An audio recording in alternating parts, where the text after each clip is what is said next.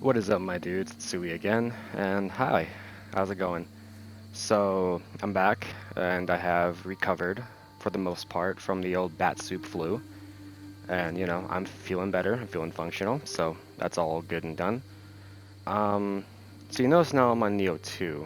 Like I had said in the previous video, I was going to be taking a small break from doing playthrough videos, which I am sticking to that. I'm probably going to be taking like a week break from playthrough videos, or maybe a week or two. Most of the time, on my mind, I say a week break from doing playthrough videos, as I don't want to burn myself out.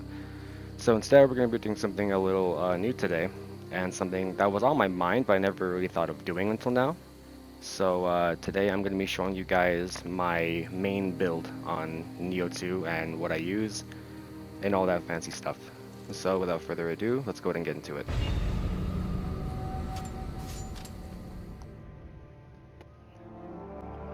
Alright, so let's go ahead and start breaking down the build. These are the stats, level 750, max level, and all the stats I've invested into, the damage stats and all that, agility, toughness, defense, and all that snazzy stuff. And here is the weapon masteries, I guess, if that's somewhat relevant. These minor stats as well, magic power, capacity. And here's the main big stat list. The main investment for this build isn't necessarily like active skill damage or anything. It's mostly just raw melee damage, and as you can see there, melee damage versus corrupted enemies, 66.6%. Yeah, I know, that's pretty cursed. Um, Damage versus corrupted enemies, as my main build is a corruption build, which means proccing corruption and dealing more damage against targets that have been corrupted by a weapon that has it.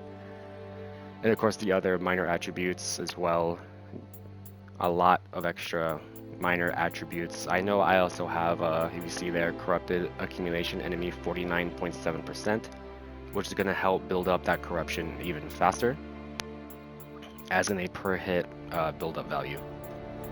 The rest here are mostly just passives from the samurai tree and all that, and the weapon tree, and some from my armor. For example, the damage taken minus 18%, and then damage taken halved when at full health. As one thing to keep in mind, this build is more meant for the depths of the underworld. That's mostly where I like to go and do things. Going further down, life recovery, Amrita absorption. I use the Toyotomi clan for the extra health on Amrita absorption as a form of rapid self-sustain, as it's pretty needed in the depths of the underworld when bosses are going to be 1 to 2 shotting you. And these are the other attributes as well. Mystical Diod, Switch Glaive, Ultimate Constitution, Ultimate Magic, Sentience Charge 148%, and for those who are not familiar, Sentience Charge is the rate at which a yokai weapon, which a weapon that has corruption, becomes sentient, which in that case it does more ki damage and turns purple. It also gets these nice little like triangle beam attacks, but I don't really use them too much. They're just for the extra damage and the corruption, honestly. So that's going to be those attributes and whatnot. As for the skills themselves, the weapons I use are Switchglaive and Split Staff. So here are the skills I like to use. Here are the Mystics, as I use a Mystical Diod with it, so I can use both. Cyclone, all the Switch Dances, Arc of Chaos, Empty Retribution, Focus Retribution, Celestial Retribution, Mind's Edge, and then the other swaps, Windswept, Blinding Edge, Fleeting Edge, Transient Blade, Sacred Bird Cry, but that's not necessarily a Switchglaive skill, it is a interchangeable skill. So you can fill that with whatever you see is applicable. Skyward Blade and the Path of Three. Now the reason why I have a lot of different active skills is because I use Susano, which increases your damage based on active skills you connect. So being able to swap in between that and also using the Switchglaive Mystic Art of Wildfire Flux stacks the damage from Susano and stacks the damage from the Flux, giving it a pretty high damage output for a Switchglaive. And onto the Split Staff, Law of Lagress, which I have Mystical Diod on my Split Staff, so it has both. Which says here, gives extra attacks for multi-hits, but also gives attacks for attacks in fluent form. I have both, so really it's just a nice damage increase all across the board. all the skills I use for the split staff. Split staff is a really good weapon to have, especially when I am primarily a magic build, which split staff and switchglaive are both magic weapons, so you get access to two really cool weapons. My favorite being the switchglaive, for those who don't know. Switchglaive is life, switchglaive is love. So yeah, those are the skills for my split staff. As for the equipment, that would be next. So here we have the equipment. We use the Tate Iboshi switchglaive. Some nice solid rolls on it with corrupted accumulation, Grace of Susano, which this is how much Susano I use. I already have Mystical Diad on my weapon, so I don't need the 7th piece bonus. And also the other bonuses, especially the 6th, versatility, is the active skills. Increase your damage output. All around, very lovely. And then the Kurioki Split Staff, very solid weapon as well with Mystical Diad. And some extra break. And the guns, I'll be honest, when it comes down to your range options, I only really use them to fill in slots for the graces.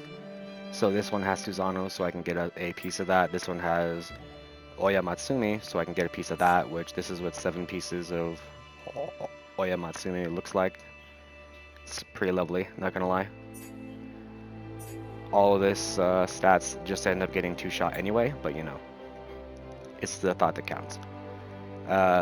Headpiece is a Shoten Doji mask. I love using this mask. It's free damage for armored absorption. It's lovely. Imperial Monk's Curious, which life, defense, key recovery speed, increased defense when key is depleted. Life recovery on armored absorption. Pretty nice gloves here as well. Melee key consumption is the pretty big one here.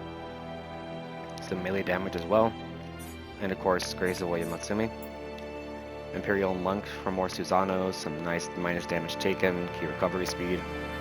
And then Shinobi for some extra Omnia magic power and backstab damage, as well as extended dodge range and dodge iframes. It's pretty nice.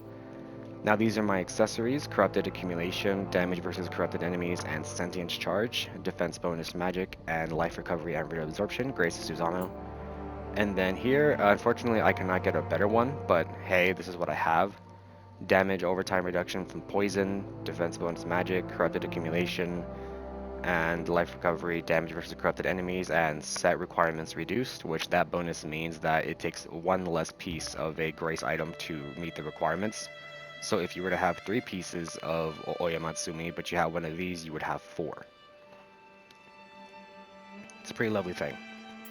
And my scroll here, damage bonus, Omnia magic power, Sentience Charge, Ultimate Constitution, Mystical Diad Switchglaive, Ultimate Magic, Path of the Ravenous. As for the items I bring with me, Elixir, Quick Change Scrolls, Caltrops, Toxic Ground Fire, Carnage Talisman, Steel Talisman, Extraction Talisman, Rejuvenation Talisman, Lightning Familiar Talisman, Water Familiar Talisman, some Sacred Rushes, and some Shinobi boxes to keep up the to keep all these tools, you know, up so I don't run out. As for the Guardian Spirit, I use Baku, some Corrupted Accumulation, some Blades as well, melee damage versus corrupted enemies, and Anima Charge. As for the Soul Cores, Nightmarebringer Soul Core, more damage versus corrupted enemies, and basically free confusion. So all around really good. Shoten Doji Soul Core to set things on fire as a free status, as well as to get the Extraction Talisman effect when using it, and then the increased defense is also nice. And then Nioh Peppo for the extra life and life recovery on Emerald Absorption as to fit my build, life drain on Yokai ability hit for more self-sustain. All around, it's not something I use for its little buff it gives you. I just use it for the sake of the life recovery and the life drain on Yokai ability hit, so this can be swapped out with pretty much anything else. Yeah, there are better soul cores like Ippon Datara on Ryoki, but this is just what I like to use, so it feels comfortable. So that's going to be it for the equipment.